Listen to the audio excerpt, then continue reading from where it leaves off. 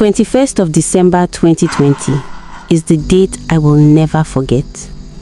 It was supposed to be a date that gives me butterflies in my stomach and smiles whenever I remember it. But Chukwudi gave me his own memory of the date. Getting married to Chukwudi was my biggest dream. He was a man I've always prayed for. He ticked all the qualities I wanted in a man, so I thought. I met Chukwudi in the university and we dated for 5 good years. These years were the best years of my life. 5 years ago. Chukwudi made me the happiest lady and I thought I also made him a happy man. Chukwudi proposed in the most romantic way. I said yes without a second thought. I just couldn't wait to take his last name.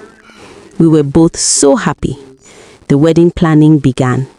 Everyone in my family was up and doing one thing or the other. My mom was the happiest. I am the only daughter among 4 boys. But before we continue, please don't forget to like, share and subscribe. My mom that has been buying ashwabi for her friends' daughters couldn't contain her happiness. Finally, it is her turn. My dad kept practicing how he was going to walk me down the aisle and how he was going to dance the father and daughter's dance. My brothers were all getting their outfits and speeches ready to give their only sister the wedding day of her life.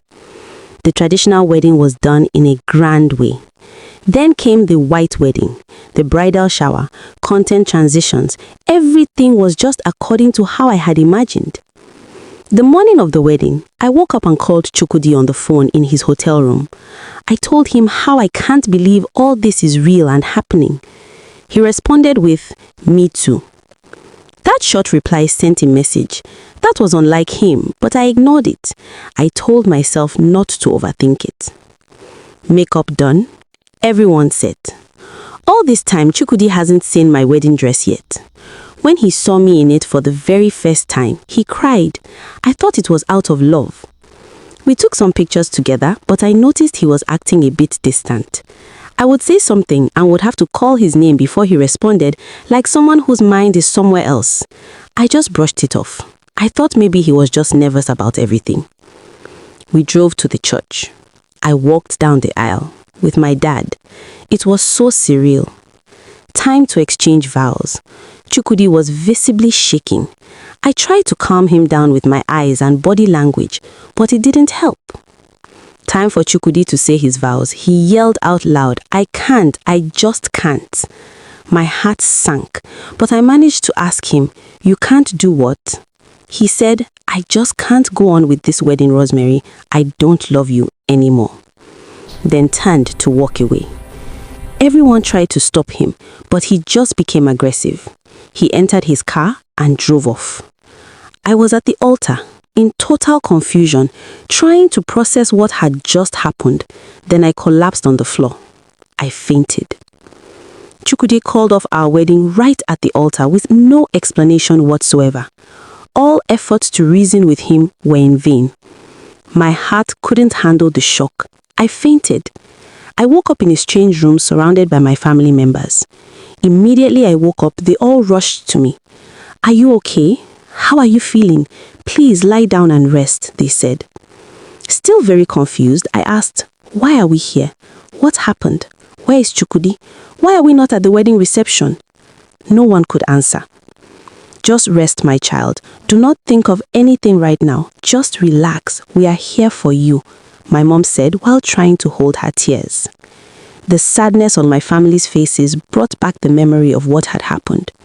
I jumped down from the bed. "Where is Chukwudi? Why didn't you try to stop him from leaving? Something is wrong. There's a misunderstanding somewhere. Chukwudi cannot do this to me. Please help me look for Chukwudi. Where's my phone? Let me call Chukwudi." I went to my brother to take his phone since I couldn't find mine to call Chukwudi. "Brother, please give me your phone or just help me dial Chukwudi's number." My brother wasn't saying anything, neither did he give me his phone. I was running around in the room begging my family to bring Chukwudi for me because I love him so much. I can't do without him. Everyone tried to console me. My best friend Amara dragged me to herself and hugged me so tight and told me it was going to be all right. But how is it going to be all right? Chukwudi left me. He's gone, I said. My parents managed to take me home. I didn't even know and couldn't bother to know what happened to the food at the wedding reception. I locked myself up in my room and cried the whole night. A night that was meant to be a romantic night with my husband. Now I am left shattered and heartbroken. What will I do now? How do I cope with my new reality? I locked myself inside my room that night. My mom kept begging me to open the door. My love, please don't hurt yourself. You are the only one I have. Please consider me your mother. What will happen to me and your daddy if something happens to you? My mom said. The whole house was like someone had died. No one could eat that day. I tried calling Chukudi. I dialed the number severally, but he did not pick. I filled his WhatsApp with long paragraphs, voice notes, crying and begging him to come back and say it was all a prank or a big misunderstanding. He did not answer nor respond. That was the longest night of my entire life. I cried till my eyes were swollen. I kept asking God, why me? In the morning, my family gathered for the usual morning prayers. They were all praying for God to give me the strength to go through this ugly phase of life. I opened my door, went out to join the morning devotion. They all rushed to give me a tight group hug. After the devotion, we all sat at the parlor. No one talked. I could feel the heaviness in my brothers' hearts. My father was hurting too, and my mom, she bent my head and placed it on her lap. She kept encouraging me to be strong while holding her own tears. No one had imagined something like this would happen to me, the only daughter of the family. When my 3 older brothers, who were married, treated their wives like queens, why is someone else's son doing this to their own? I became a walking shadow of myself. Of course, the rumors were spreading faster than fire. Even when I hadn't stepped out of the house, I could imagine the whispers from the neighbors. This is the end of the world for me. Where do I start from? Tears wet my mommy's wrapper while I laid on her lap. The next day was 25th of December, Christmas, but in our home, it was like we were mourning. I got up. Everyone asked, "Where are you going?" "To look for Chukudi," I replied. "No, my dear, there's no need for that," my eldest brother said. "Why? I can't just stay here. I need to talk to Chukudi. I want to know why he did what he did to me. Where did I go wrong? He has to answer my questions." My brother said they went to Chukudi's house that morning, but his apartment was locked. That boy was lucky we didn't find him at home. You'd think he can behave however he likes and go free? My immediate younger brother, Chinedu, added. "And you, stop crying for that good for nothing. I was against this relationship from the beginning. You all saw me as being overprotective," Chinedu continued. "Chinedu, this is not the time for all that, please," my father said. I dialed Chukudi's number. This time he had blocked me. I went on his socials. He blocked me everywhere. I tried to call my best friend Amara, but she didn't pick. What's going on? Isn't Amara supposed to be here? What was so urgent that she couldn't stay a night with her best friend who was going through this difficult time? Life had won me 10-0. I was the talk of the town. The whispers were loud. My world stood still. Nothing made sense anymore. Maybe it was better I was poisoned on my wedding day than to be humiliated like this. "Chukudi, where did I ever wrong you? You could have said something to me," I said to myself, while I paced up and down my room. Just before I could dial Amara's number, I heard a knock on my door. There she was, Amara, my friend. I opened the door and started asking her why she couldn't stay with me. What was so important that she had to leave? "Amara, I called you several times. You didn't pick, neither did you call back." "Amara, what kind of friend are you?" I asked while cleaning my tears. "I'm so sorry. My mom was admitted at the hospital. I got a message and left in a hurry. I didn't want to add to what you were already going through, knowing how much you love my mom," Amara said. "Oh, I'm so sorry. Mommy is sick. How is she now? Which hospital was she admitted at?" No, don't be so worried. Mommy is fine. It was her blood pressure. It went really high, and so my brother rushed her to the doctor. She's okay now and has been discharged," Amara assured me. I turned to sit on the bed. Amara sat with me. I went quiet for a while with my face looking down. "How are you coping, my friend?" Amara asked. "How should I cope? What should I do, Amara? Please tell me." Tears started falling down my face. Shh, don't cry. It's going to be fine, Amara tried to calm me. But how is it going to be fine? Chukwudi left me. He is gone, I said. My parents managed to take me home. I didn't even know or couldn't bother to know what happened to the food at the wedding reception. I locked myself up in my room and cried the whole night. A night that was meant to be a romantic night with my husband. I turned to face Amara, putting one leg on the bed, trying for catarrh not to fall from my nose and using my palms to clean my face. Amara, do you think I'm a bad person? Am I being punished for something? No, don't blame yourself. Life happens. There was nothing you could have done to keep a man that does not want to be kept, Amara said. See, forget about Chukwudi. Your mom told me you refused to eat anything since, Amara added, while muting an incoming call. A message dropped on her phone. She ignored it. You know what? Let me get you something from the kitchen. You must eat. Now your heart person break. Why you go punish your belly? Amara said with a soft smile. I stopped her from going to get food and asked her to show me some of the photos she snapped of me while I was getting ready for the wedding. We were both watching them and I joked, but I made a fine bride, Sha. I swear, Amara agreed. We both laughed. It was the first time I laughed since. While scrolling through the gallery, my mom called Amara to help her with something. Amara handed the phone to me to keep scrolling and warned me not to cry. While swiping, I stopped at a photo of Chukwudi. Then a call came in with the name D. When it wasn't answered, a message popped up. I wish I hadn't gone through that message. It broke the remaining piece of me that was holding up. Chukwudi and Amara? No, it can't be. Went through Amara and Chukwudi's WhatsApp messages. It completely broke me. Amara was with Chukwudi the night he left me at the altar. She was with him before she came for the bridal shower on the eve of the wedding day. No wonder she came late to the venue and came up with flimsy excuses. Oh my gosh, I have been a fool all along. They have been dating since 2 years ago. Some of their recent messages read, Amara, please, when are you going to break up with that loser? Chukwudi, soon, but I just don't know how to go about it. She hasn't given me any reason to use against her and I don't want to look like a bad person. Amara, the wedding is tomorrow. Are you going to marry her then? Chukwudi, I don't know. If I can't break up with her, I guess I will just marry her. But just know you are the love of my life. Amara, oh, I have an idea. Why not lead her on, then leave her at the altar? It will be so fun to watch her being humiliated. Chukwudi, I don't think that is fair on her. She has done nothing to deserve we treating her that way. Amara, oh, so you mean you won't leave her? No problem. It's your loss. You see this banging body? Another man would gladly have it.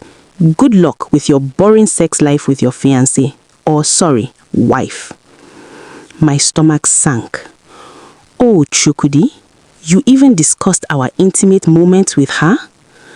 And to the message that led me to see their conversation, Chukwudi wrote, I told you not to go to her. Why are you still pretending to be her friend? Leave her and come back. She can cry all she wants. Just then, Amara came in, not knowing I had seen her messages. Rose, your mom is so funny. Taste this chicken. She was holding a piece of fried chicken from my mom's kitchen. Amara, how could you? I pointed the phone at her. She immediately knew I had seen the messages. The chicken fell from her hand. Rose, I'm sorry, I can explain. Explain what? And you are sorry because I found out 2 whole years you continually slept with a man I called mine. Amara, how do you sleep at night? You know what? Just leave. She tried to beg, but the more she talked, the angrier I became. Amara, leave now before I do something I will regret later. She left the house. Oh heavens, I have been dining and laughing with my enemies. They must be laughing and calling me a fool. I wiped my tears. Enough of the tears. I will show them how a fool can be wise. While reading their conversation, I saw adult contents, the ones they were making out, the ones they played with themselves and sent to each other. I sent them to my WhatsApp. What I would do with their little happy secret that is about to be the talk of the whole internet, I will see who will be more humiliated. My mom heard my voice and rushed to my room and met Amara at the door going out. "My dear, what happened? Why are you shouting? Amara left in such a hurry. Why?" "Mom, could you believe the reason I was humiliated in front of everyone was because of that witch?" I started crying. "Mom, how could Amara of all people do this to me? But don't worry, I will definitely get my revenge on those two bastards." "My dear, please calm down. Don't take any decision in such an angry state," my mom pleaded. "I'm sorry, Mom, but this time I can't listen to you. I'm tired of being a nice person. It is time for the world to pay for all it has done to me, and I will start with Amara and Chukwudi.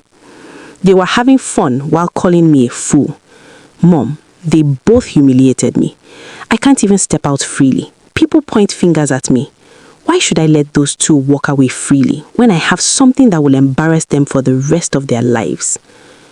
"My daughter, what do you have against them?" my mom asked. "Mommy, I have their sex tapes. I got them from Amara's phone." My mom rushed closer and covered my mouth. "My dear, I am begging you in the name of God I raised you on, please do not do that. That means you are stooping to their level." "I am on my knees. Please don't do it," my mom begged. "Mommy, stand up. Do not embarrass me like this. Why are you kneeling down to beg me?" "My dear, I have to. The hatred I'm seeing in your face, I've never seen it. Please listen to your mom and delete those videos. Something like that should not be on your phone." Reluctantly, I told her, "Okay, Mommy, I will think about it." "Please do. I'm begging you, let go of revenge," my mom urged. I was confused. Should I listen to my mom or send the videos to Instagram bloggers? I kept thinking if I should send the video to Amara or Chukwudi to Gist Lover or any of these big bloggers to post. But then again, what if Chukwudi also had something against me? I mean, we dated for 5 years, and of course, we did what we did. There was a time Chukwudi sent a naked photo of me while I was at his place when I was changing. I never knew he had anything like that until that day. I don't like keeping or having someone have my nudes, so I told him to delete them, but he said he took it because he loved to look at me when I wasn't around. What if he still had them? Then a thought came to my mind. Maybe I should send the video to them and see if Chukwudi would threaten me back. I sent the video to Amara. Chukwudi had already blocked me, so I couldn't send it to him. It wasn't up to 5 minutes before Amara called. I refused to pick. She kept calling. I ignored her calls. She sent a lengthy message and voice notes, crying and begging. "Please, I don't know how you got those videos, but I'm begging you in the name of God, do not post them." I read it and didn't reply. Few minutes later, guess who came out of hiding? Of course, Chukwudi. He unblocked me and called for the first time after he left me in church. He kept calling. I declined. He sent messages. "Rose, look, I know I offended you greatly, but please don't go ahead with what you plan to do. I'm begging you." They didn't allow my phone to rest. That was when I knew Chukwudi had nothing he could use against me. He even said he would give me any amount of money if I wouldn't leak the videos. Amara begged that we should meet and talk things out, but I said no. I had already made up my mind not to post the videos, but it felt good to see them hurt and afraid too. Few days passed. I made up my mind to leave town for a while. Everywhere I turned, memories stared back at me. The church, the hall, the streets, even the sound of laughter reminded me of what I lost and how foolish I had been. I told my parents I wanted to go to Lagos to stay with my aunt for some time. "Mommy, I need space. I need to breathe. If I stay here, I will lose my mind." My mom hugged me tightly. "Go, my daughter. Heal. God will restore you," she whispered. I packed my bags and left. Lagos was loud, busy, and restless. Everyone seemed to be chasing something. Money, dreams, survival, pain. I buried myself in work, helping my aunt at her supermarket. I avoided conversations about love. I avoided weddings. I avoided anything that reminded me of Chukwudi. Some nights I cried quietly into my pillow. Other nights I stared at the ceiling, replaying everything. How did I not see it? How did I trust so blindly? How did my best friend become my enemy? Months passed. Slowly, the pain softened. It didn't disappear, but it no longer controlled me. One afternoon, while arranging goods on the shelf at the supermarket, I heard a familiar voice. "Excuse me, please." I turned. It was Chukwudi. My heart skipped, then hardened. He looked different, thin, tired, guilty. "Rose," he said softly. I didn't reply. "I didn't know you were in Lagos," he continued. "I didn't know you cared," I replied. He swallowed hard. "Please, can we talk?" I looked around. Customers were watching. "You have 5 minutes." We stepped outside. "I'm sorry," he said. "I know sorry can't fix anything, but I'm truly sorry." I laughed bitterly. "You planned my humiliation. You discussed my body with another woman. You watched me cry and still walked away. What exactly are you sorry for?" He couldn't answer. "I lost Amara too," he said quietly. "After everything, she left me." I nodded. "Karma," I said simply. He tried to reach for my hand. I stepped back. "Don't," I warned. "Whatever we had died the day you left me at the altar." He looked at me with regret flooding his eyes. "I loved you," he said. "No," I replied. "You loved yourself." I walked back into the supermarket and never looked back. A year later, life smiled at me again. I met Kunle. He was gentle, patient, respectful. He didn't rush me. He listened. He healed parts of me I didn't know were broken. When I told him my story, he held my hands and said, "Anyone who hurts you will answer to God, not me." For the first time, love felt safe.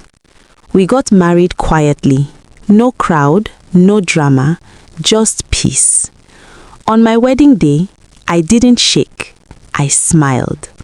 Somewhere out there, Chukwudi watched my pictures online. And Amara? I heard she moved out of town, carrying a reputation she couldn't escape. As for me, I learned that betrayal can break you, but it can also rebuild you stronger. Sometimes God removes people not to punish you, but to protect your future. The end.